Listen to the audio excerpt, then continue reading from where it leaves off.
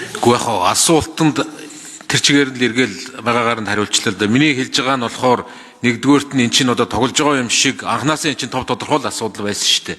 Тэнд чөлөөлж татваргүй болгочоод одоо нэг хэрэгжиж эхлэегүй байхад ийм асуудал ярьж байгаа нь өөрөө утга учиргүй. Хоёрдугаарт нь наад олон улсын байгууллагын тэрд чинь зүгээр л одоо баахан чөлөөллөө өчөөд өөр татваруудаар нөхөд ялгаатай татварууд наан цаан тавиад идэх юм бол ер нь наад нэг олон улсын хэлэлцээр чинь утга учиртай ч юм уу гүч юм уу.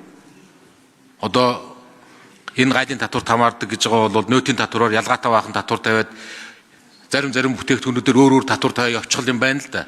Яг л энэний цаан чинь нөгөө талд нь нөгөө улс орнууд чинь татврын болоод тарифын бус янз бүрийн арга хэмжээ авах бололцоо нөхцлүүдийг чинь яг одоо манайх нөгөө талд нь бодлогогүйгээсээ болоод жилийн дараах үйл ажиллагаагаас хараагүйгээсээ болоод одоо манайх үндсэндээ нэг гэрээгээ зөрчиж эхэлж байна.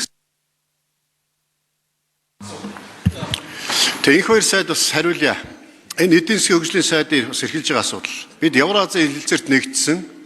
Евразийн хэлэлцээрт нэгдэхдээ бид нэр импортын гайлын татваруудыг бол хөнгөлөө чөлөөлнөгөөд хэлэлцээрт нэгдсэн байгаа. Гэтэл импортын гайлын албан татвартай байсан тамхиг онцгой албан татвартай болгож байгаа ш нөгөө 5 орн чи хүлээн зөвшөөрөх юм уу?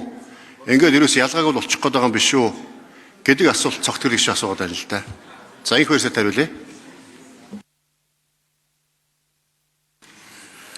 Евразийн холбоотны орнуудтай байгуулж байгаа худалдааны төр гэлэлцээр 3 жилийн хугацаатай үргэлжлэн. За энэ зөвхөн гайлын одоо татврын асуудлыг тусгаж харилцан одоо хөнгөлж байгаа нийт 367 төрлийн бараа. Монгол улсын бол нийт барааны 90 гаруй хувь нь хөдөө аж ахуй хүнс хөнгөн үйлдвэрлэлийн манай уламжилт бараа хүйтэн сэрүүн бүсийн 180 сая хүнтэй зах зээлд нэн таатай татврын орчинд нэвтрэх болцоотой. Өмнө 15-аас 55% татврын босго байсан ийм бараанууд тэг болж байгаа. За тамхитай холбоотой асуудал үүссэн.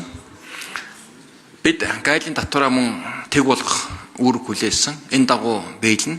Онцгой албан татврын зохицуултууд харин гишүүн орнуудын өөрийн бие даасан байдал тухайн хамгаалах ёстой бараан дээр онцгой албан татвараараа зах зээлээ хамгаалах зохицуулт хийж байгаа. Тэр бодлогын үүднээс тамхины гайлын бүх орнуудаас зөвхөн Евроас төдийгүй бүх орнуудаас импортлж байгаа тамхины гайлын татрыг тэг болгоод онцгой албан татраа өсгөж босгож ирж тэнцвэржүүлж байгаа энэ хууль орж ирж байгаа. Ингэснээр худалдааны өрсөлдөөн тэгш байдлыг хангаж байгаа ийм л зохицуулт шүү дээ.